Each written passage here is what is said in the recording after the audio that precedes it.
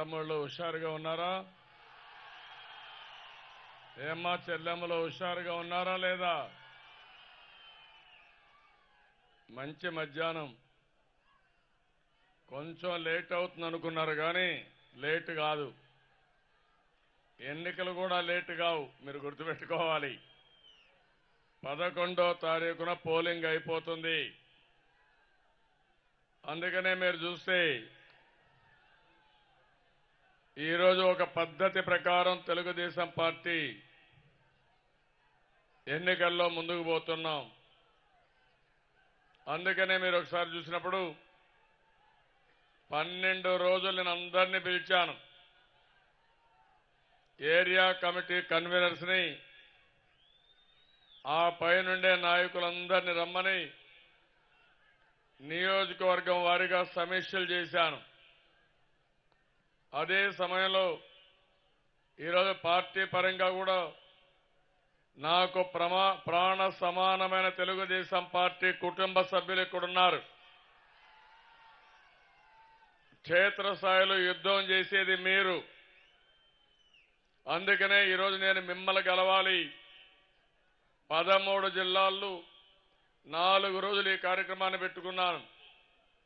నిన్న వెంకటేశ్వర స్వామి దర్శనం చేసుకుని తిరుపతిలో కార్యకర్తల మీటింగ్ అడ్రస్ చేసి అక్కడి నుంచి వాస్తు ప్రకారం శ్రీకాకుళం రావాలి.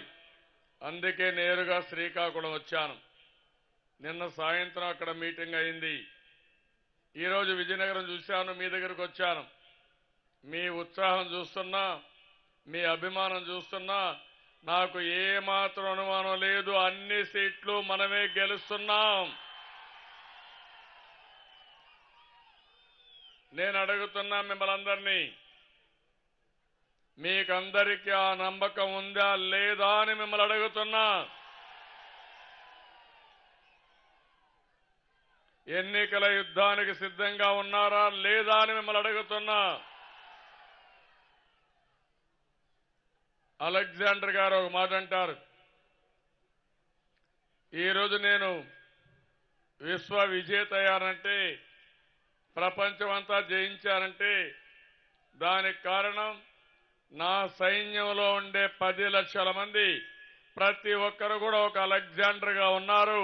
కాబట్టి నేను 10 లక్షల మంది అలెగ్జాండర్ నుండి ప్రపంచాన్ని మొత్తం జయించానని. ఎన్ని యుద్ధాలు వచ్చినా పర్వాలేదు, ఎప్పుడు జయమేనని ఆయన చెప్తారు. ఇప్పుడు నేను మిమ్మల్ని అడుగుతున్నా, 65 లక్షల మంది చంద్రబాబు నాయుడు మీలో ఉన్నారు. ఇప్పుడు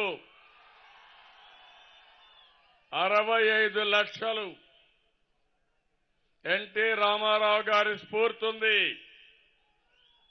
ఎన్నికల సునాయాసం అవునా కాదా తమ్ముళ్ళు మీరు చెప్పాలి. ఇంకో పక్క అన్ని ఆయుధాలు మన దగ్గర ఉన్నాయి. యుద్ధానికి పోవాలంటే ఆయుధాలు కావాలి.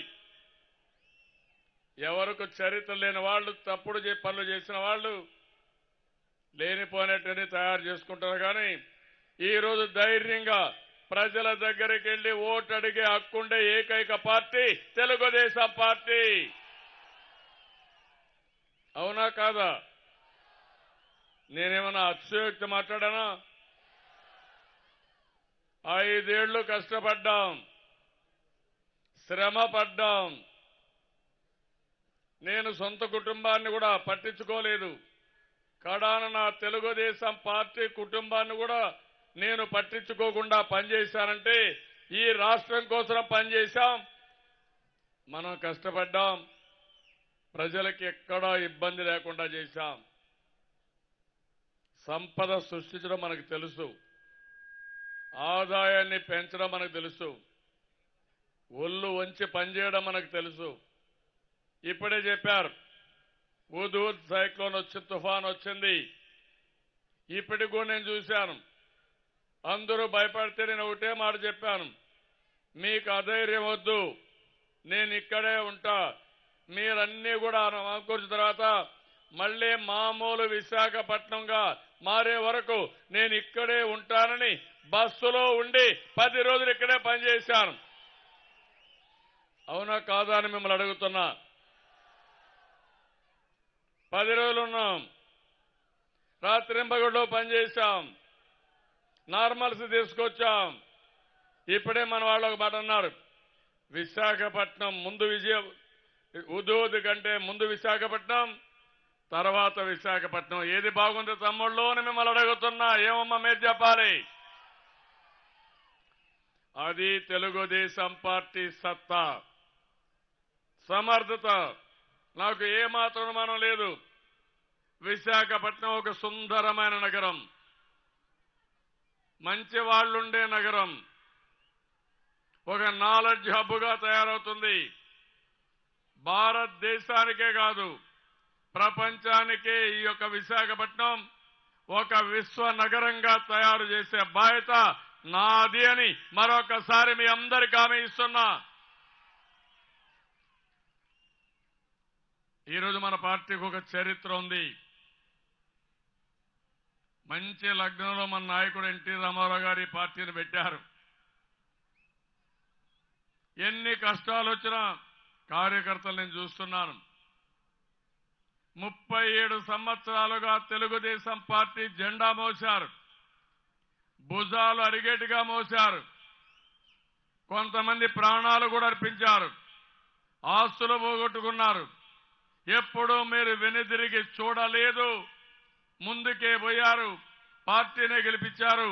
అలాంటి నాకు ప్రాణ సమానమైన కార్యకర్తలకి మనస్ఫూర్తిగా పాదాభివందనం చేస్తున్నానని మీ అందరికీ తెలియజేస్తున్నా.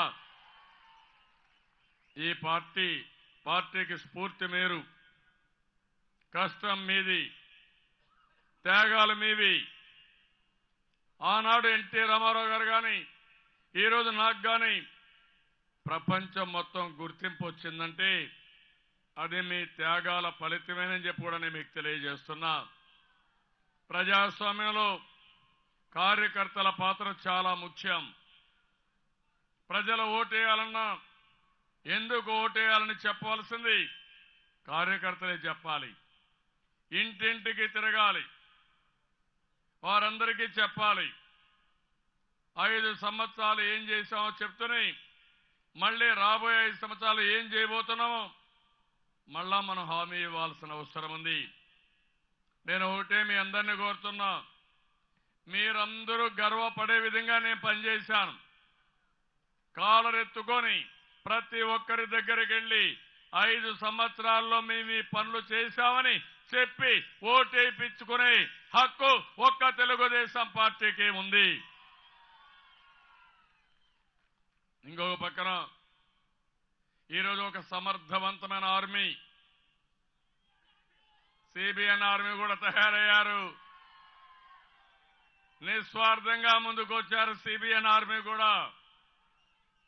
వాళ్ళు ఒకటే ఆలోచిస్తున్నారు, మాకే పదవులొద్దు, మాకేం అవసరం లేదు, ఈ రాష్ట్రాన్ని మీరు అభివృద్ధి చేస్తున్నారు, మీకు ఒక ఆర్మీగా పనిచేస్తామని సిబిఎన్ పేరు పెట్టుకొని పెద్ద ఎత్తున ఉద్యోగస్తులు కానీ యువత ముందుకు వచ్చారు. ఇంకో పక్కన తెలుగుదేశం పార్టీ ఆర్మీ ఉంది, 65 లక్షల సైన్యం, క్రమశిక్షణ కలిగిన సైన్యం ఇది. దానికి ఈ మధ్యకాలంలో నేను కూడా ఇంకా సమర్థవంతంగా ఆర్గనైజేషన్ తయారు చేశాను. ఎప్పుడన్నా ఆర్మీ ఉంటే, యుద్ధం వస్తే ఎంతమంది మనుషులు ఉన్నారనేది ముఖ్యం కాదు, ఎంత సమర్థమైన సిపాయిలు ఉన్నారనేది ముఖ్యం. ఇంకో పక్క మన స్ట్రాటజీస్ కూడా చాలా ముఖ్యం. ఈ రోజు మీరందరినీ చూశాను, పై నుంచి కింది వరకు ఆర్గనైజేషన్ చేశాం. సేవామిత్ర 100 ఓట్లు పెట్టుకున్నాం. బూత్ కమిటీ కన్వీనర్ని పెద్ద ఎత్తున నియామకం చేసుకున్నాం. 45,000 బూత్ కమిటీల్లో కన్వీనర్స్ ఉన్నారు.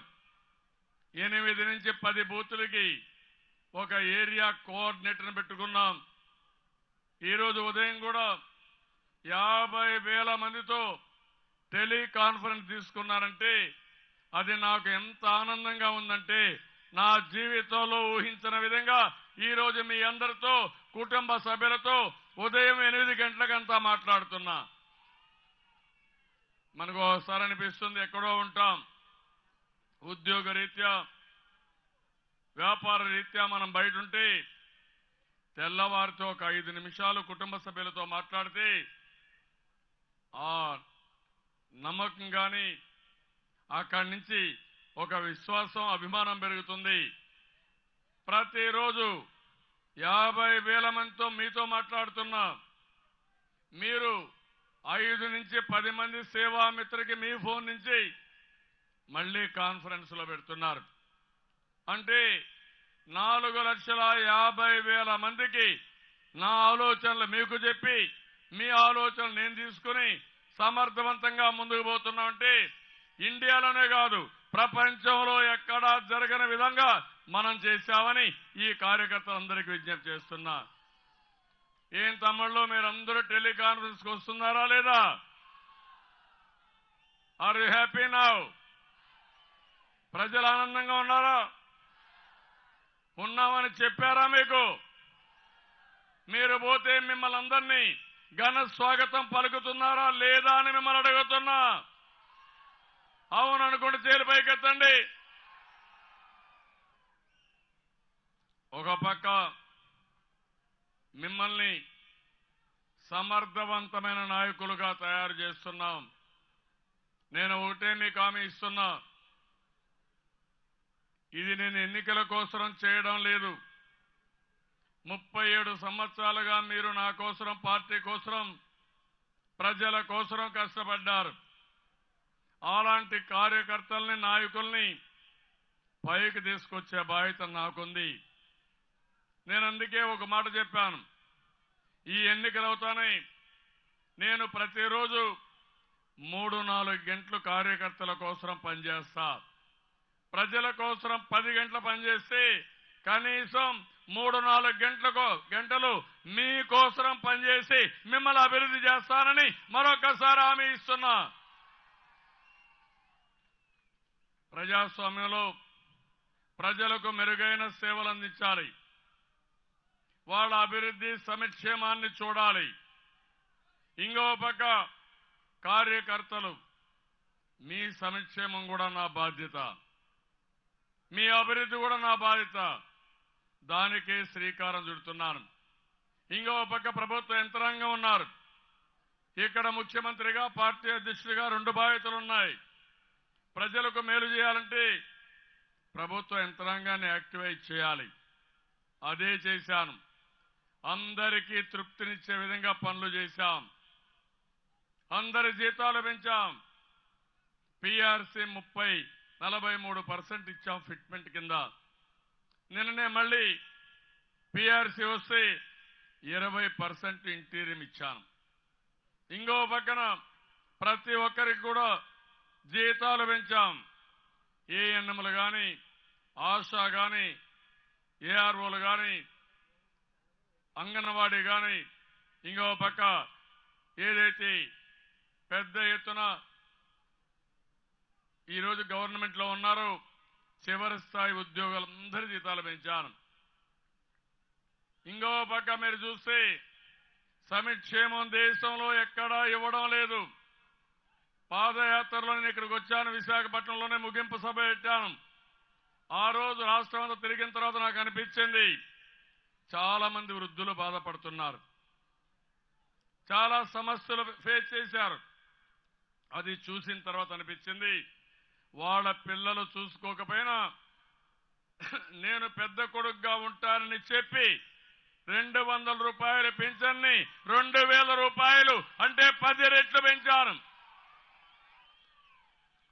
ఇప్పుడు నేను మిమ్మల్ని అందరిని అడుగుతున్నా, మీరు అలాంటి ఎన్టీఆర్ భరోసా కింద పింఛన్ తీసుకోండి చెప్పాలి. మీ పెద్ద కొడుకు మమ్మల్ని పంపించాడు, మిమ్మల్ని ఓటేయమని అడిగాడు. ఈ 24 రోజులు అప్పుడప్పుడు వచ్చి మీరు కూడా ప్రచారం చేయమని కూడా కోరారు. ప్రచారం చేయమని మీరు వాళ్ళని అడగాల్సిన అవసరం ఉంది. చేశారా తమ్ముళ్ళు అని అడుగుతున్నా. ఈరోజు నేను విజయనగరంలో చూశాను, ఒక ముసలావిడ చాలా ఎమోషనల్ గా వచ్చింది, చాలా ఆవేశంతో వచ్చింది. ఒకే మాట చెప్పింది, మేము వేయవలసింది ఓటు సైకిల్కి వేయాలి, పెద్ద కొడుకు వేయాలి, వేరే వాళ్ళకి వేస్తే అది న్యాయం కాదని చాలా ఉత్సాహంగా వచ్చి సంఘీభావాన్ని తెలియజేసింది. ఇది రాష్ట్రంలో ఉండే అందరికీ వర్తిస్తుందా లేదా అని మిమ్మల్ని అడుగుతున్నా. మీరు నా మాటగా చెప్తారా లేదా అని మిమ్మల్ని అడుగుతున్నా. ఈ సైన్యం, తెలుగుదేశం సైన్యం, పసుపు సైన్యం రాష్ట్రాన్ని ఒక సుడిగాలిలా తయారు చేయాలి. మన ఎన్నికల్లో ఒక పెను తుఫానుగా మారాలి. వైఎస్ఆర్ కాంగ్రెస్ పార్టీ మిగిలిన పార్టీలు చిత్తు చిత్తుగా సుడిగాలిలో కొట్టుకొని పోవాలి. మా ఆడబిడ్డలున్నారు. నాకు ఈరోజు ఒక ధైర్యం, తమ్ముళ్ళు, 1 కోటి మంది చెల్లెళ్ళు నాకున్నారు. 98 లక్షల మంది చెల్లెళ్ళున్నారు. నేను ఎంత అదృష్టవంతులను అడుగుతున్నా మిమ్మల్ని. ఎవరికైనా ఇంతమంది చెల్లెళ్ళు ఉన్నారా తమ్ముళ్ళు? మీకుంటే ఒకరో ఇద్దరో, లేకపోతే అసలు చెల్లెళ్ళే లేని వాళ్ళు ఉన్నారు. మీరు 98 లక్షల మంది చెల్లెళ్ళు నాకు అండగా ఉంటే అన్నకు భయం ఎందుకని మిమ్మల్ని అడుగుతున్నాను. తమ్ముళ్ళు, మీరు గుర్తుపెట్టుకోవాలి. ఆ చెల్లెళ్లకు ఒక పిలిపిస్తున్నా. నా మనుషులుగా మీ దగ్గరికి వస్తారు. మీరు కూడా వీళ్ళతో కలవండి. ఒక అన్నగా పసుపు కుంకుమ ఇచ్చాను, వడ్డీ లేని రుణాలు ఇచ్చాను. మీ ఇంట్లో వాళ్ళు ఇవ్వలేకపోయినా 20,000 రూపాయలు 2 విడతలుగా ఒక్కొక్క మెంబర్కి ఇచ్చానంటే అది నా చెల్లెళ్ల పైన నాకు అభిమానం. మా చెల్లెళ్లు కష్టపడకూడదని వంట గ్యాస్ సిలిండర్లు దీపం కింద ఇచ్చా. మరుగుదొడ్డికి పోవాలంటే ఆత్మాభిమానాన్ని చంపుకుంటున్నారని అందరికీ మరుగుదొడ్లు కట్టించా. ఏమమ్మా, కట్టించానా లేదా? డాక్రా సంఘాలను అభివృద్ధి చేశా. ఇంటి పట్టాలు మీ పేరుతోనే ఇచ్చా. ఇండ్లు మీ పేరుతోనే ఇస్తున్నా. అన్ని పనులు మీ పేరుతోనే చేశాను. అందుకే ఒక పక్క 65 లక్షల పసుపు సైన్యం ఉంటే 1 కోటి మంది మా చెల్లెళ్ళు నాకు అండగా నిలబడి ఒక సైన్యంగా పనిచేయాలని పిలిపిస్తున్నా. కార్యకర్తలను కోరుతున్నా, మా చెల్లెళ్ళ దగ్గరికి వెళ్ళండి, చెప్పండి. ఏంటమ్మా, మీ అన్న చెప్పమన్నాడు, ఆయన మనుషులుగా మమ్మల్ని పంపించాడు, మీరందరూ ఓటేయాలి. ఓటేయడమే కాదు, ప్రచారం చేయాలి. దినానికి 3-4 గంటలు మీరు కూడా ప్రచారం చేయమని నా మాటగా మీరు మా చెల్లెళ్ళకి చెప్పండి. మీరే చూస్తారు. మీరు 65 లక్షలు, వాళ్ళు 1 కోటి మంది, 2 కలిపితే 1,65,00,000. వీళ్లే కాదు, 60 లక్షల మంది పింఛన్దారులు. పెద్ద కొడుకు ఓటేయాలి, కుటుంబ పెద్ద కోటేయాలి. ఒంటరి మహిళకు పింఛన్ ఇచ్చాం, ట్రాన్స్జెండర్కి పింఛన్ ఇచ్చాం, డయాలసిస్ పేషెంట్కి పింఛన్ ఇచ్చాం, దివ్యాంగులకి పెన్షన్లు 3,500 ఇచ్చాం. మీరు ఇంకొక డప్పు కళాకారులకు ఇచ్చాం, చెప్పులు కుట్టుకునే చర్మకారులకు ఇచ్చాం. అది ఈ ప్రభుత్వం యొక్క ఉదారత. వాళ్ళందరికీ చెప్పండి, మన కుటుంబ పెద్ద చెప్పమన్నాడని నా పేరు చెప్పండి. వాళ్ళందరూ మీ వెనకాల నిలబడతారు. ఇంకో పక్క మీరు ఒకటి చేయండి, రైతు పెద్దన్నగా నేను వ్యవహరించాను. 24,500 కోట్ల రూపాయలు రుణమాఫీ చేశాను. అన్నదాత సుఖీభావ పెట్టాను. మళ్ళీ ఈరోజు మీరు చూస్తే గవర్నమెంట్ ఆఫ్ ఇండియా 6,000 రూపాయలు 2 హెక్టార్లకు ఇస్తే నేను అదనంగా 9,000 ఇచ్చాను. 2 హెక్టార్ల పైన ఉంటే 1 పైసా ఇవ్వనంటే ఈరోజు మీరు చూస్తే 10,000 రూపాయలు ఒక్కొక్క రైతుకి ఇచ్చాను. కౌలుదారులకి డబ్బులు ఇస్తున్నాను. ఈ సంవత్సరం నుంచే ప్రారంభించాను. వ్యవసాయ అభివృద్ధి 11% అయింది. ఆల్ ఇండియా లెవెల్లో 2.5%. తెలంగాణలో పాయింట్లు ఉండే. నేను అందుకని రైతులందరికీ మీరు చెప్పాలి, ఊరిలో ఉండే ట్రాక్టర్లన్నీ రోడ్డు మీదకి రావాలి, వాళ్లే పనిచేయాలి.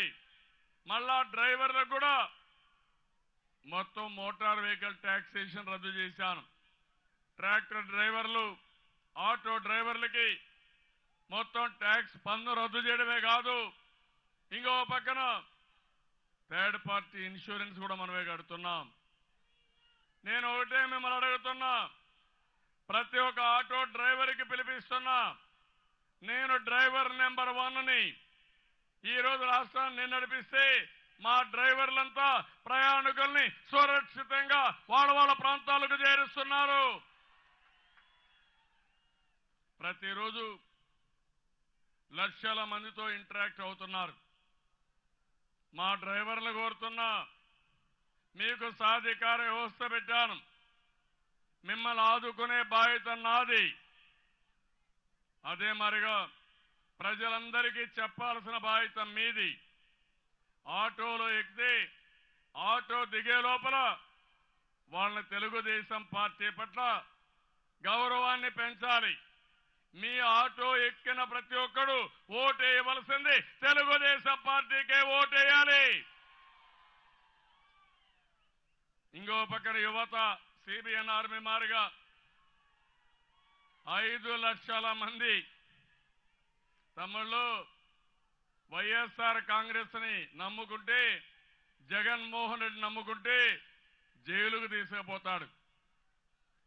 మనోళ్ళని నమ్ముకుంటే బ్రహ్మాండమైన క్యారియర్, మంచి ఉద్యోగాలు వస్తాయి, అది నా భరోసా అని యువతకు చెప్పే బాధ్యత మీది. తల్లి తండ్రి కూడా చెప్పాలి.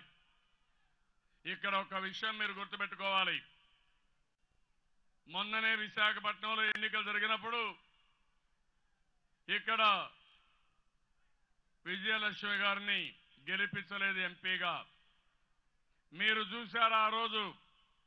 ఇక్కడికి వస్తే వాల్తేరు క్లబ్ పోయి ఈ ప్రాంతాలను తిరిగి ఎక్కడ ఖాళీ జాగాలున్నాయి, ఎక్కడ కబ్జా చేయొచ్చు, ఎక్కడ బెదిరించను మొత్తం చూసే పరిస్థితి వచ్చారు. ఆ దెబ్బతో ప్రజలు ఆలోచించారు, వీళ్ళకేస్తే విశాఖపట్నం మరో పులివెందలుగా తయారవుతుందని మీరు భయపడ్డారు. అవునా కాదా?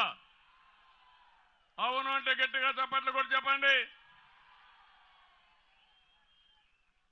విశాఖపట్నం ప్రశాంతమైన నగరం అవునా కాదా? మీకు శాంతి భద్రతలు కావాలనా లేదా? కావాలనా లేదా? మీరు ఎప్పుడన్నా వైలెన్స్ చేశారా తమ్ముళ్ళు? నాకు ఒక నమ్మకం, విశాఖపట్నాన్ని చూస్తే మంచి వ్యక్తులుండే స్థలం ఈ విశాఖపట్నం, మంచిగా మారు పేరు ఈ విశాఖపట్నం జిల్లా అవునా కాదా? చూశారా నిన్న ఒకటి జరిగింది పులివెందల్లో. ఏం జరిగింది తమ్ముళ్ళు? కోడికత్తి పార్టీ, ఇక్కడనే కోడికత్తి పార్టీ డ్రామా వేశారు. కోడికత్తికి ఎన్ఐఏ ఎంక్వైరీ. కోడికత్తి ఎంత ఉంది తమ్ముడు? ఇంత ఉంటుందా? అంతేనా?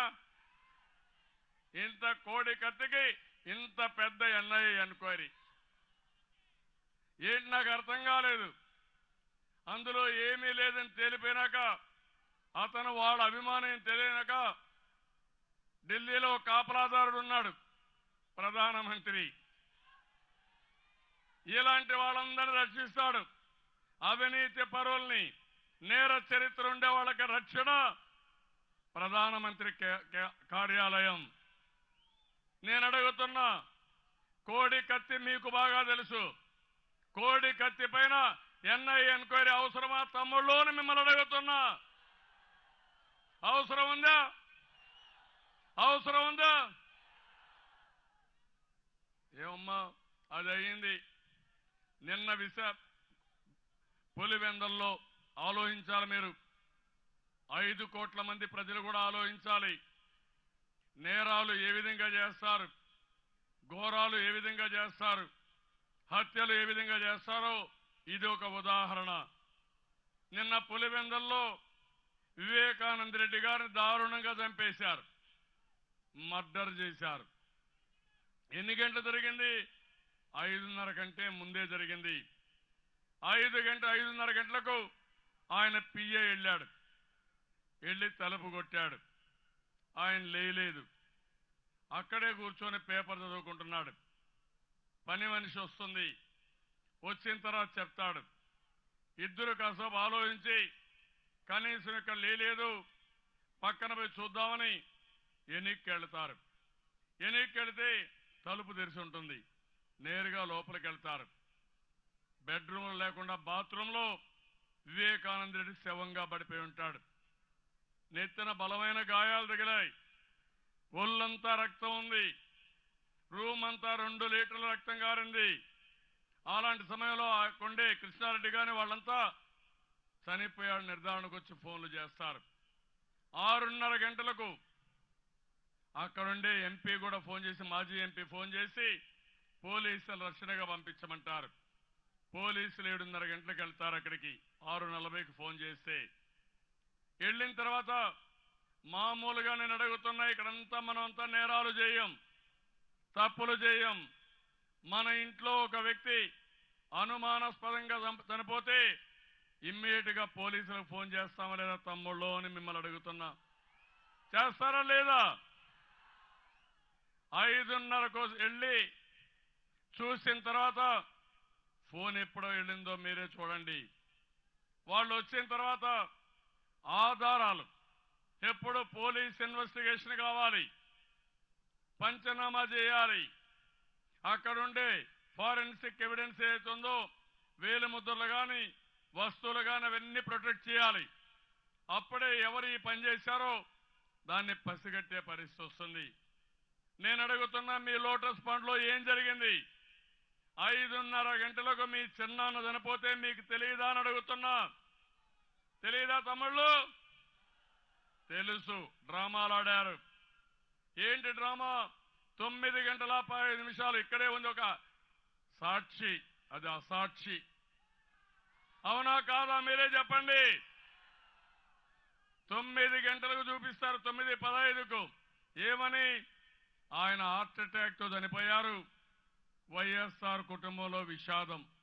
ఎన్ని గంటలకు? 9:15కి. It is on record. అక్కడి నుంచి ఏం చేశారు? సాక్ష్యాలని, ఆధారాలని తారుమారు చేశారు. బాత్రూంలో ఉండే బాడీని బెడ్రూమ్ తీసుకొచ్చారు. రక్తం మొత్తం కడిగేశారు. నేను అడుగుతున్నా, రక్తం మరకలు కడిగినంత మాత్రాన అసలు వాస్తవాన్ని పాతి పెట్టే శక్తి మీకుందా అని నేను అడుగుతున్నా, సవాలు విసురుతున్నా.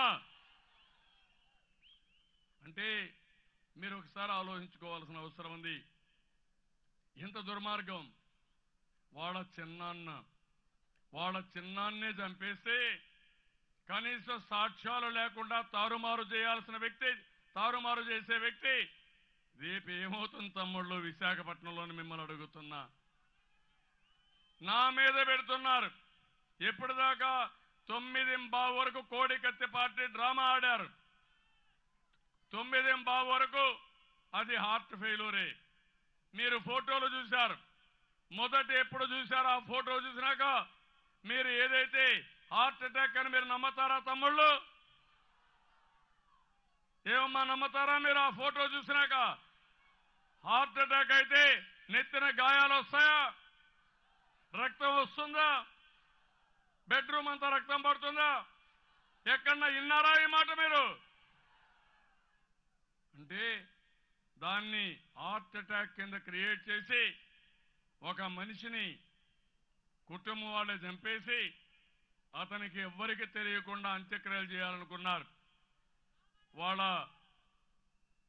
అల్లుడు వాళ్ళు చెప్తే పోలీస్ కంప్లైంట్ ఇస్తే మనం నేరుగా హాస్పిటల్ తీసుకుపోదామంటే మనకు తెలియకుండా దౌర్జన్యంగా డెడ్ బాడీని కూడా వెళ్ళే తీసుకెళ్లారు. తర్వాత మన మీద నెపం పెట్టారు. తెలుగుదేశం పార్టీ పైన నెపం పెట్టారు. సాయంత్రానికి మళ్ళా మాట మార్చారు.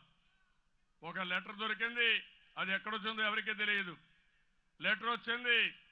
డ్రైవర్ని తొందరగా రమ్మని కోరాను. ఆయన దానిపైన కోప్పడి నన్ను చంపేస్తున్నాడు, చంపే సమయంలో ఈ లెటర్ రాస్తున్నానని ఆయన లెటర్ రాసినట్టు ఒక లెటర్ సాయంత్రం ఇస్తారు. ఇదంతా మీకేమనిపిస్తుంది తమ్ముళ్ళు? ఏమమ్మా ఏమనిపిస్తుంది మీకు? ఇది న్యాయమా? ఇది న్యాయమా? చిన్నాన్నను చంపితే ఇన్వెస్టిగేషన్ కూడా జరగకుండా అడ్డుపడ్డారంటే మీకు సంబంధం లేదంటే 5 కోట్ల మంది నమ్మతారా అని మిమ్మల్ని అడుగుతున్నా. ఇది ఎక్కడ జరిగింది? మీ ఇంట్లో జరిగిందా లేదా? ఎందుకు దాచిపెట్టారు? దానికి సమాధానం చెప్పండి. తర్వాత ఇప్పుడు సిబిఐ ఎంక్వైరీ. ఢిల్లీలో కాపలాదారు ఉన్నాడు రెడీగా ఈయన కాపలా కాయడానికి. సిబిఐ ఎంక్వైరీ వేస్తే ఇందులో ఏమీ లేదని సాక్ష్యాధారాల్ని తారుమారు చేయడానికి ఢిల్లీలో కాపలాదారుడు రెడీగా ఉన్నాడు. ఎవరు చంపారో వీళ్ళకి అవసరం లేదు. ఇంట్లోనే మర్డర్ చేసే వ్యక్తులు ఏమైనా మీరు ఒకటి గుర్తుపెట్టి, మీ విశాఖపట్నాల్లో ఇంకేమైనా లా అండ్ ఆర్డర్ ఉంటుందా తమ్ముళ్ళు? ఎవరన్నా చంపితే మీరు బయట వచ్చే శక్తి అయినా ఉంటుందా మీకు? ఊరికి ఒక రౌడీ వస్తాడు, గల్లీకి ఒక రౌడీ దొరుకుతాడు, ఘోరాలు చేస్తారు, మాట్లాడితే మనవలేదంటారు. అలాంటి వ్యక్తులు వీళ్ళంతా. నేను అడుగుతున్నా, అలాంటి పార్టీకి ఈ రాష్ట్రంలో ఓటు అడిగే అధికారం ఉందా, హక్కు ఉందా అని మిమ్మల్ని అడుగుతున్నా. నేను ప్రశాంతత తేవాలని, రాష్ట్రాన్ని అభివృద్ధి చేయాలని, ప్రపంచంలోనే నెంబర్ 1 రాష్ట్రంగా ఆంధ్రప్రదేశ్ తయారు కావాలని నేను కోరుకుంటున్నా. మొన్న మీరు చూశారు, విశాఖపట్నంలో 3వసారి పెట్టుబడిదారుల సదస్సు జరిగింది. హైదరాబాద్ నుంచి ఆయన వచ్చాడు. జల్లికట్టు స్ఫూర్తిగా నేను ఆందోళన చేయాలని 26వ తారీఖున రిపబ్లిక్ డే ఆ రోజు చేస్తానంటే మీ ఆటలు సాగవని తిరిగి పంపించాను. నేను అడుగుతున్నా, ప్రత్యేక హోదా గురించి మాట్లాడుతున్నారా మీరు ఇప్పుడు? ఏం తమ్ముళ్ళు, వైఎస్ఆర్ కాంగ్రెస్ పార్టీ మాట్లాడుతూ ఉందా ఇప్పుడు? ఎందుకు మాట్లాడలేదు? నరేంద్ర మోడీకి కీలు బొమ్మ, ఫ్యాన్ ఇక్కడ, స్విచ్ హైదరాబాద్ లో, కరెంటు ఢిల్లీలో. నరేంద్ర మోడీ కరెంట్ ఇస్తే కేసీఆర్ స్విచ్ చేస్తే ఇక్కడ ఫ్యాన్ తిరుగుతుంది, లేకపోతే ఫ్యాన్ తిరగదని చెప్పి కూడా నేను మీకు తెలియజేస్తున్నా. 3 మోడీలు కలిశారు మన మీద. ఏం చేస్తారని నేను అడుగుతున్నా. అలెగ్జాండర్ చెప్పినట్టు 65 లక్షల మంది చంద్రబాబు నాయుడు ఉండగా నాకేం భయం తమ్ముళ్ళు అని అడుగుతున్నా. భయపడతామా? మనలో ఉండేది ఎన్టీఆర్ స్ఫూర్తి, అవునా కాదా? ఎన్టీఆర్ ఒకటే చెప్పాడు, ఆత్మ గౌరవంతో బతకాలని. నేను చెప్పాను, ఆత్మవిశ్వాసంతో ముందుకు పోతామని. ఈరోజు ఆత్మవిశ్వాసాన్ని దెబ్బతీసే పరిస్థితి వస్తే, ఆత్మ గౌరవాన్ని దెబ్బతీసే పరిస్థితి వస్తే వదిలిపెడతామని అడుగుతున్నా. ఏం వదిలిపెడతారా తమ్ముళ్ళు? మొన్నే కేసీఆర్ ఇక్కడికి వచ్చాడు. పూజలు మన దగ్గర చేయాలి. ఇక్కడే అందరూ ఇక్కడ ఉండేవాళ్ళు అక్కడ పోయి ఆయన్ని ఆశీర్వదించాలి. మనవలు మాత్రం నేను అభివృద్ధి చేసిన హైదరాబాద్ లాక్కొని 60 సంవత్సరాలు కష్టపడ్డాం, అభివృద్ధి చేశాం, ప్రపంచ పటంలో పెట్టాం. నేను అడుగుతున్నా మిమ్మల్ని అందరినీ, హైటెక్ సిటీ ఎవరు కట్టారు తమ్ముళ్ళు? సైబరాబాద్ నగరం ఎవరు నిర్మాణం చేశారు? పేరెవరు పెట్టారు? ఎయిర్పోర్ట్ ఎవరు కట్టారు? ఔటర్ రింగ్ రోడ్ ఎవరిది? కేసీఆర్ ఎక్కడ పనిచేశారు తమ్ముళ్ళు? నా దగ్గర అవునా కాదా? మనలో ఒక కార్యకర్తగానే ఉన్నాడు కదా. అప్పట్లో అయ్యన్న పాత్రుడు ఇంకా సీనియర్ ఆయన కంటే.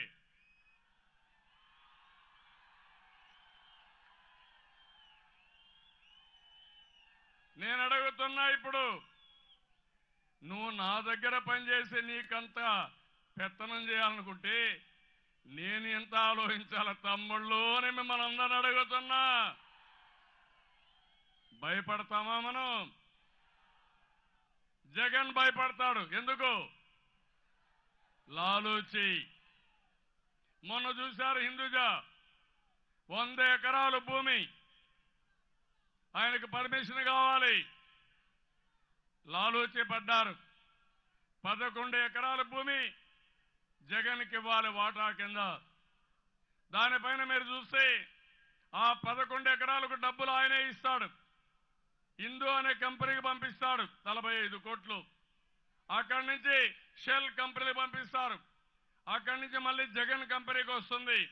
మళ్ళా ఆ డబ్బులు హిందూజాకి వెళ్తుంది, భూమి మాత్రం జగన్కు వస్తుంది. ఎంత జగత్కెలాడి తమ్ముళ్ళు, మీరే ఆలోచించండి.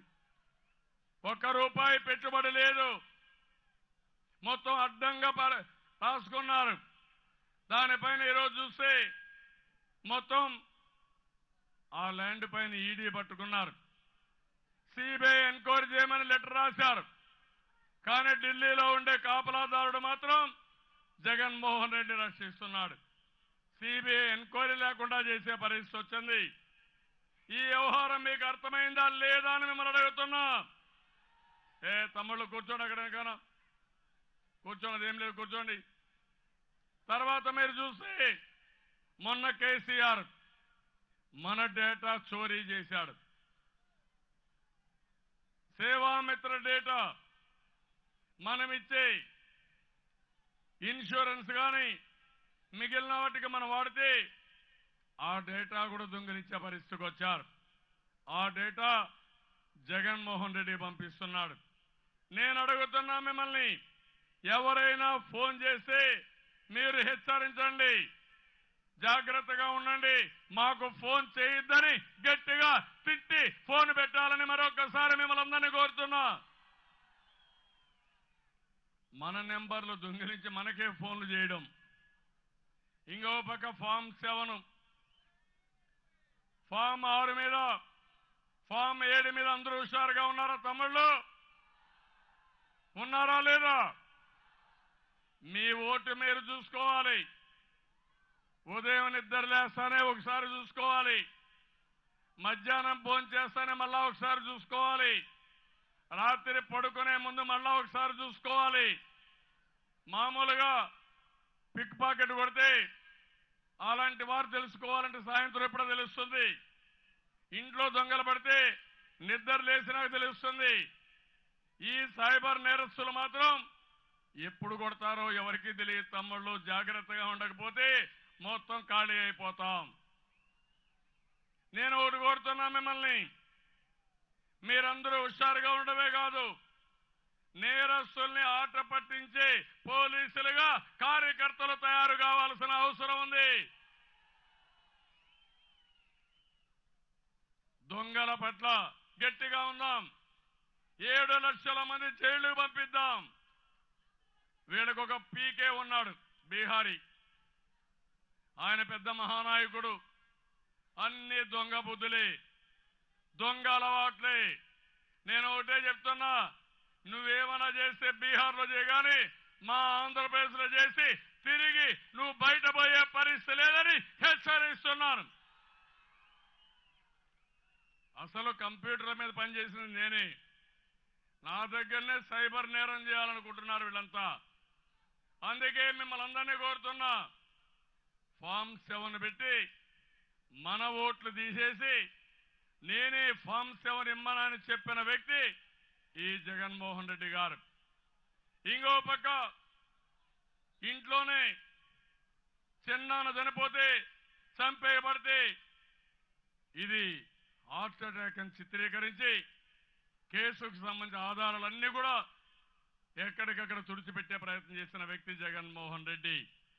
ఇలాంటి వ్యక్తి మనకు కావాలన్నా తమ్ముళ్ళు అని మిమ్మల్ని అడుగుతున్నా. కనీసం వీళ్ళు అపోజిషన్ పార్టీలు ఉండడానికి అర్హత ఉందా అని మిమ్మల్ని అడుగుతున్నా. ఏం చేయగలుగుతాం? ఏం చేస్తారు? ఏం చేస్తారు? ప్రజలకు చెప్తారా లేదా? మీరు పెద్ద కొడుకు చెప్పాడని, అన్న చెప్పాడని, రైతు పెద్దన్న చెప్పాడని అందరికీ చెప్పాలి. అందరికీ చెప్పి వైఎస్ఆర్ కాంగ్రెస్ పార్టీ బోణి కూడా కాకూడదు ఈసారి. వీళ్ళకు ఓటేసిన లాభం లేదు. మోడీతో భయపడి ఢిల్లీలో పార్లమెంట్లో పోరాడలేక ఎంపీలు రాజీనామా చేసి వస్తారు. అసెంబ్లీకి వచ్చి మన దగ్గర ప్రజా సమస్యలను రైజ్ చేయలేక అసెంబ్లీ బాయ్కాట్ చేస్తారు. అసెంబ్లీకే రారు, జీతాలు మాత్రం తీసుకుంటారు. వీళ్ళకి జీతాల మీద అభిమానం, పని మీద మాత్రం ఏమాత్రం లేని వ్యక్తులు, ప్రజాసేవకు ఏమాత్రం కూడా విలువ ఇవ్వని వ్యక్తులు. నేను అందుకనే మిమ్మల్ని అందరినీ కోరుతున్నాను. ఈరోజు విశాఖపట్నం జిల్లా ఉంది, ఒక పక్క విశాఖపట్నం ఉంది, అరకు ఉంది, పాడేరు ఉంది, లంసింగ్ ఉంది. ఇంత సుందరమైన ప్రదేశాలు భారతదేశంలోనే కాదు ప్రపంచంలో ఎక్కడా లేవు. అలాంటి సుందరమైన ప్రదేశాలు ఉన్నాయి. విశాఖపట్నం బ్యూటిఫుల్ బీచెస్ ఉన్నాయి. ఇప్పటికే ఫిన్టెక్ వచ్చింది, ఇప్పటికే డేటా సెంటర్ వస్తా ఉంది, హోటల్స్ వస్తున్నాయి. ఒక పక్క టూరిజం, ఒక పక్క పెద్ద ఎత్తున నాలెడ్జ్ ఎకానమీ విశాఖపట్నానికి వస్తున్నాయి.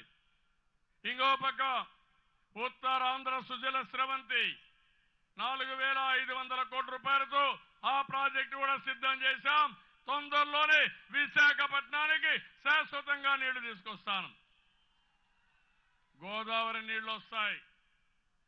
ఇక్కడి నుంచి ఇంకో పక్క గోదావరి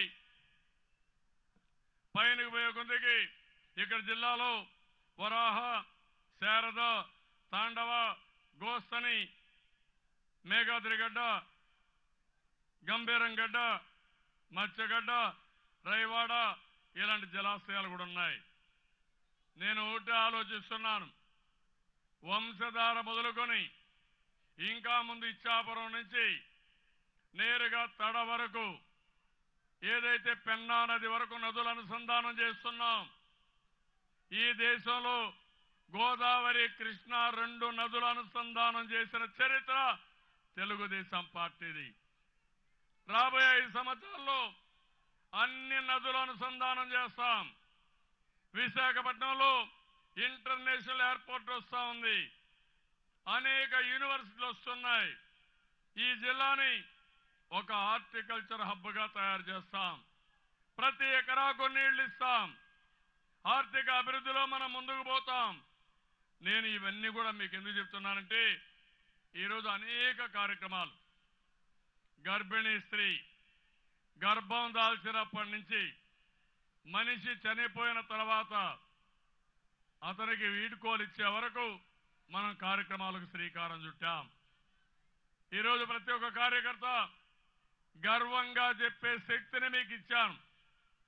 ఎక్కడికి పోయినా మీరు చెప్పచ్చు, మా పార్టీ ఈ పని చేశాం, ఈ పని వల్ల మీ ఇంట్లో ఇంతమందికి బెనిఫిట్స్ వచ్చాయని నేరుగా మీరు చెప్పే అవకాశం ఉంది. నేను అందుకనే మిమ్మల్ని అందరినీ కోరుతున్నాను. నిన్న మొన్న మీరు చూశారు, అన్ని సీట్లు ఇంకా కొన్ని జిల్లాలో, ఈ జిల్లాలో కొన్ని ఫైనలైజ్ చేయాలి, కానీ ఈ రోజు రేపు అవి కూడా ఫైనలైజ్ అయిపోతాయి. అది ఫైనలైజ్ చేసే మునుపు మీ దర్శనం చేసుకోవాలి, మీతో కొంత సమయం గడపాలి, నా మనోభావాలు చెప్పాలి. యుద్ధానికి పోయే ముందు మా తెలుగుదేశం పార్టీ కుటుంబ సభ్యుల్ని సన్నద్ధం చేయాలి, సమాయత్తం చేయాలనే ఉద్దేశంతో ఇక్కడికి వచ్చాను. ఈరోజు నేను చూస్తున్నా, ఉత్సాహం చూస్తున్నా. మన వాళ్ళు విశాఖపట్నం టౌన్ కాబట్టి తమ్ముళ్ళు కసపు వేయిద్దామా, వాటర్ వేయద్దు, 2 నిమిషాలు అయిపోయింది, మీటింగ్ అయిపోయింది, వేయద్దు. ఈరోజు మీరు చూస్తే నేను ఒకటే మిమ్మల్ని అందరినీ కోరుతున్నా, మీకందరికీ రేపు జరిగే ఎన్నికల్లో తెలుగుదేశం పార్టీని గెలిపించుకోవడం చారిత్రక అవసరం. అందుకనే మిషన్ 150+ కింద మొన్నే డిక్లేర్ చేశాను. రోజువారీగా సమీక్ష చేస్తున్నాం. ఎంపీలు 25కు 25 గెలవాలి. ఈ 2 గెలిపించుకొని భారతదేశంలో మన పార్టీ తిరుగులేని శక్తివంతమైన పార్టీగా నిలబడాలి. అదే సమయంలో మళ్ళీ నెంబర్ 1 స్టేట్గా తయారు చేసుకోవాలి. నేను కార్యకర్తలందరికీ ఒకటే పిలుపు ఇస్తున్నాను, ప్రజలందరినీ ఒకటే కోరుతున్నా. మీరు ముందుకు రావాలి, లబ్ధిదారులు ప్రచారం చేయాలి, తెలుగుదేశం పార్టీ జెండా పట్టాలి, సైకిల్ గుర్తు కోటేమని మీరు చెప్పాల్సిన బాధ్యత లబ్ధిదారులకు అందరికీ ఉంది. వారిని అప్రోచ్ అవుతామని గట్టిగా చప్పట్లు కొట్టి మీరు కూడా చెప్పాలి. ఈ సంవత్సరం ఎన్నిక ప్రజలకు సంబంధించిన ఎన్నిక, భావి తరాల భవిష్యత్తుకు సంబంధించిన ఎన్నిక. ఏదో మన పార్టీకి సంబంధించిన ఎన్నికనే కాదు. 5 ఏళ్లలో నిలదొక్కునే పరిస్థితి తీసుకొచ్చాం. ఎన్నో అడ్డంకులు, ఎన్నో సమస్యలు, ఎన్నో విధాలుగా దాడులు చేశారు. అయినా కూడా విశాఖ ఉక్కు సంకల్పంతో మనం ముందుకు పోయాం. ప్రజలు కూడా హుదూహుదప్పుడు ఏ విధంగా అయితే ప్రభుత్వానికి సహకరించారో అదే సహకారాన్ని అందించారు. అందుకే ఈరోజు మనం ఇవన్నీ చేయగలిగాం. ఇప్పుడు రాష్ట్రంలో ఉండే 5 కోట్ల మందిని విశాఖపట్నం జిల్లా వాసులను కోరుతున్నాను. ఈ జిల్లాలో అన్ని సీట్లు గెలిపించండి, మంచి మెజార్టీతో గెలిపించండి. అపోజిషన్ పార్టీని చిత్తుగా ఓడించి డిపాజిట్ కూడా రాకుండా చేయండి. ఆ రోజు కాంగ్రెస్ పార్టీ విభజన చేశారని ఆ బాధతో, ఆ అవమానంతో 125 సంవత్సరాల చరిత్ర ఉండే పార్టీని తిరస్కరించారు మీరు. ఈరోజు నేను అడుగుతున్నా, బీజేపీ పార్టీ నిన్నే వచ్చాడు నరేంద్ర మోడీ గారు, ఇక్కడే మీటింగ్ పెట్టారు. తలలేని మొండిని విశాఖపట్నం రైల్వే జోన్ మనకిచ్చారు. డివిజన్ ఇక్కడ లేదు, విజయవాడలో ఉంటుంది. అదే మరిగా ఇక్కడ డివిజన్ రాయగడ్డకి ఇస్తారు. 6,500 కోట్ల రూపాయల ఆదాయం విశాఖపట్నంలో ఉండే ఆదాయాన్ని రాయగడ్డకి ఇచ్చి ఆదాయం లేని రైల్వే జోన్ మనకిస్తారు. ఎవరిని మోసం చేస్తారని అడుగుతున్నా. మోసాలు చేయడంలో నరేంద్ర మోడీ, అమిత్ షా దిట్టలు. అయితే ఈరోజు మనకు అన్యాయం జరిగింది, మనం పోరాడుతున్నాం. తెలంగాణలో అన్యాయం జరిగింది, ఆస్తుల్లో పంపకం ఇంకా జరగలేదు. అదే జగన్మోహన్ రెడ్డి నరేంద్ర మోడీతో, కేసీఆర్తో కలిసి మనకు అన్యాయం చేస్తున్నారు. నేను అడుగుతున్నా, కేసీఆర్ ఒక పిలిపిస్తే తెలంగాణలో 88 సీట్లు గెలిపించారు. నేను తమ్ముళ్ళు మిమ్మల్ని అడుగుతున్నా, అంతకంటే మిన్నగా పనిచేసిన ఈ పార్టీకి 175లో ఎన్ని సీట్లు గెలిపిస్తారో ప్రజలే నిర్ణయించుకోవాలి. ఏం తమ్ముళ్ళు, మనకు రోషం లేదా? కోపం లేదా? ప్రతి ఒక్కరికి కసి లేదా? కసి ఉంటే కేసీఆర్ సపోర్ట్ చేసిన వ్యక్తికి, ఆయన బలపరిచిన వ్యక్తికి ఇక్కడ ఓట్లేస్తారా అని మిమ్మల్ని అడుగుతున్నా. ఆత్మగౌరవం ఉందా లేదా? ఆత్మగౌరవాన్ని చంపుకొని బతకం. నేను కష్టపడతా, సంపద సృష్టిస్తా, ఆదాయాన్ని పెంచుతా. కానీ ఎవడైనా ఇక్కడ ప్రజల్ని బాధ పెట్టే విధంగా ఆత్మ గౌరవాన్ని దెబ్బతీస్తే కబద్దార్, జాగ్రత్తగా ఉండమని మరొకసారి హెచ్చరిస్తున్నా. ఏం జరిగింది తమ్ముళ్ళు? మన ఉలవచారిని మీరు ఎగతాళి చేస్తారా? తెలంగాణకు వస్తే ఆంధ్ర వాళ్ళని ఎగతాళి చేస్తారా మీరు? నేను డెవలప్ చేసిన రాష్ట్రం అది, అయినా పర్వాలేదు, నేను బాధపడలేదు. ఒక హైదరాబాద్ లో డెవలప్ చేస్తే ఇప్పుడు అమరావతి చేస్తా. కేంద్రం సహకరించలా. ఎందుకు సహకరించలేదు మీరు ఆలోచిస్తే, సహకరిస్తే మనం ముందుకెళ్లిపోతామనే భయం నరేంద్ర మోడీకి. అందుకే పిలిపించా. మనకి ఇబ్బందులు ఉన్నాయి, డబ్బులు లేవు, ఆదాయం లేదు. నేను ఒక పిలిపిస్తే 35,000 ఎకరాలు భూమి స్వచ్ఛందంగా ల్యాండ్ పూలింగ్ కింద రైతులు ఇచ్చారంటే అది మన మీదుండే నమ్మకం అని మరొక్కసారి మీ అందరికీ తెలియజేస్తున్నా. కేంద్రం డబ్బులు ఇవ్వరు మీరు. నేను రాజధాని ఆపను. ఒక విశాఖపట్నాన్ని, ఒకప్పుడు హైదరాబాద్ ఒకటే ఉంది, ఇప్పుడు విశాఖపట్నాన్ని, తిరుపతిని, అమరావతిని వరల్డ్ క్లాస్ సిటీలుగా తయారు చేసే బాధ్యత నాది. ఆ సత్తా మనకుంది. మమ్మల్ని అవమానం చేయొద్దండి. ఇష్టానుసారంగా ప్రవర్తించద్దండి. అటు కేసీఆర్ హెచ్చరిస్తున్నా, పోలవరంలో ఎందుకు రిట్టేశారు మీరు మాకు వ్యతిరేకంగా సమాధానం చెప్పండి అంటే, మా పోలవరం ప్రాజెక్టు వస్తే మీరు చూడలేరా, సహించలేరా? సముద్రంలోకి పోయే నీళ్లు మేము వాడుకుంటే మీకు బాధ అని ఈ విశాఖపట్నంలో నిలదీస్తున్నా. పోలవరం వస్తే విశాఖపట్నానికి నీళ్లు వస్తాయి, తాగునీటి సమస్య ఉండదు, సాగునీటి సమస్య ఉండదు. ఇది వేరే వాళ్ళకి అడ్డమేమీ కాదు. సముద్రంలోకి పోయే నీళ్లు మనం వాడుకుంటే కేసీఆర్కి బాధ. ఇంకో పక్క ప్రత్యేక హోదా కాంగ్రెస్ పార్టీ మనకిస్తే కేసీఆర్కి ఎక్కడ లేని బాధ. ఎందుకు మీకు బాధ? మా ఆస్తులు ఇంకా తెలంగాణలో ఉన్నాయి, వదులుకొని వచ్చాం, కష్టపడ్డాం, 60 ఏళ్ల శ్రమ అక్కడ వదిలిపెట్టి నేనే ఆ రోజు నాయకత్వాన్ని ఇచ్చి ఆస్తులు సంపాదిస్తే, ఆదాయాన్ని పెంచితే కనీసం మర్యాద కూడా ఇవ్వరని అడుగుతున్నా. వాటాలు ఇవ్వరు, న్యాయం చేయరు, అవమానాలు చేసే పరిస్థితిలో ఉన్నారు. పర్వాలేదు, నేను అండగా ఉంటా. ఆంధ్రప్రదేశ్ రోషం ఏంటో చేసి చూపిస్తానని మరొక్కసారి మేము అందరికీ విజ్ఞప్తి చేస్తున్నా. ఇలాంటి సమయంలో తెలుగుదేశం పార్టీ గెలవాలనా లేదా?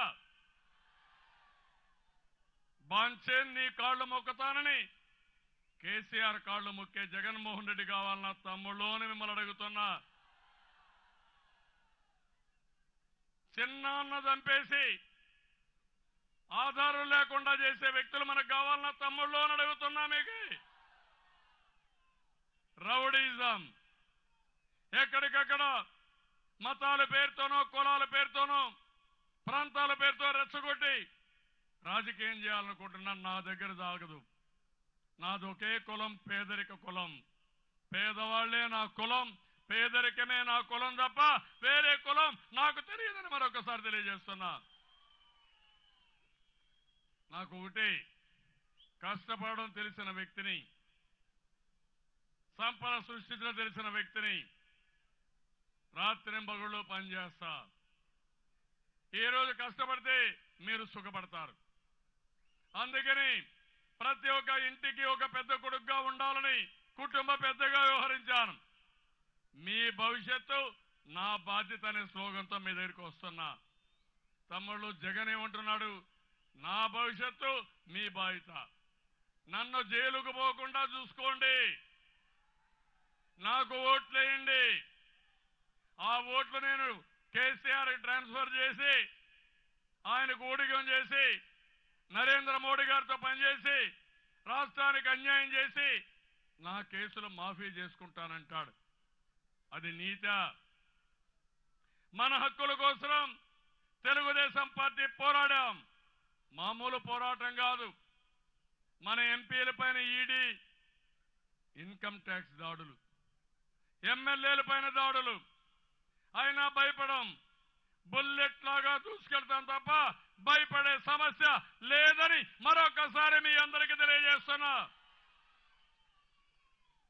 ఇప్పుడు కావాల్సింది ఆంధ్రుల పౌరుషం, నవ్యాంధ్ర రోషం. కబద్దార్, జాగ్రత్తగా ఉండండి. తెలుగు నవ్యాంధ్రప్రదేశ్లో 5 కోట్ల మంది ఆత్మ గౌరవాన్ని కించపరిస్తే వదిలిపెట్టమని మీరు చెప్పాలి. మామూలుగా చెప్పడం కాదు. రేపు 25 పార్లమెంట్లు గెలిపించండి, 175 అసెంబ్లీ సీట్లు గెలిపించండి. ఢిల్లీలో మళ్లీ చక్రం మనమే తిప్పుతాం. మనమే ప్రధానమంత్రి ఎవరు కావాలని ఎంపిక చేసే శక్తి వస్తుంది. వీళ్ళ కోట్లేస్తే ఊడిగం చేస్తారు, మన కోట్లేస్తే మన రాష్ట్రానికి న్యాయం జరుగుతుంది. ఏం తమ్ముళ్ళు, ఏం ఆడబిడ్డలు, అర్థమైందా మనం చెప్పింది? పూర్తిగా అర్థమైందా? అందరికీ ఒక నమ్మకం వచ్చిందా? శక్తి వచ్చిందా? మన హక్కులు కాపాడతారా?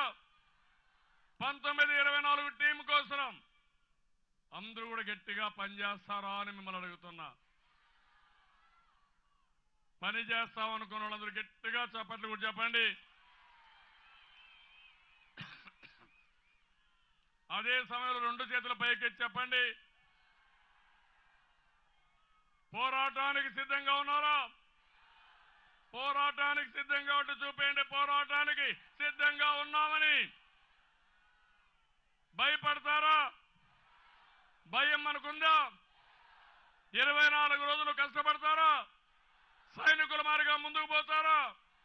ఎన్టీఆర్ స్ఫూర్తి మీలో ఉందా? నమ్మకమేనా? ఓకే, మిమ్మల్ని చూసిన తర్వాత నాకు నమ్మకం వచ్చింది. ఊగిపోతున్నారు, రెచ్చిపోతున్నారు, స్ఫూర్తిదాయకంగా ఉన్నారు. మరొకసారి మిమ్మల్ని అందరినీ అభినందిస్తున్నా. నా కుటుంబ సభ్యులు ఇంత స్ఫూర్తిదాయకంగా ఉండిన దానికి. ఇప్పుడు నేను అడుగుతున్నా, రాష్ట్రమంతా 24 రోజులు మారుమోగాలి. మీ ఓటు, మీ ఓటు, మీ ఓటు, మనందరి ఓట్లు. తెలుగుదేశం, గట్టిగా చెప్పాలి, తెలుగుదేశం, తెలుగుదేశం, తెలుగుదేశం. ఎన్టీఆర్ అమర్ హై, ఎన్టీఆర్, ఎన్టీఆర్, ఎన్టీఆర్. ఇంకొక పక్కన ఆంధ్రుల ఆత్మగౌరవం అంటే, నవ్యాంధ్ర ఆత్మగౌరవం అంటే కాపాడుకుంటాం, కాపాడుకుంటాం. నవ్యాంధ్ర ఆత్మగౌరవం, నవ్యాంధ్ర ఆత్మగౌరవం, నవ్యాంధ్ర ఆత్మగౌరవం. వార్నింగ్ ఇస్తున్నా, ఖబర్దార్ జగన్మోహన్ రెడ్డి, తప్పులు చేయొద్దు. చరిత్రలో చరిత్రహీనులుగా మిగిలిపోవద్దని మరొకసారి తెలియజేస్తూ, మీరు చూపించిన స్ఫూర్తికి మరొకసారి అందరికీ అభినందన తెలియజేసుకుంటూ, ఈ నిమిషం నేను ఇక్కడ గడిపాను. ఎంత ఆనందంగా వెళుతున్నానంటే అంత ఆనందంగా వెళుతున్నా, నమ్మకంగా వెళుతున్నా. మా తమ్ముళ్ళు, మా చెల్లెలు పూర్తిగా ఛార్జ్ అయిపోయారు.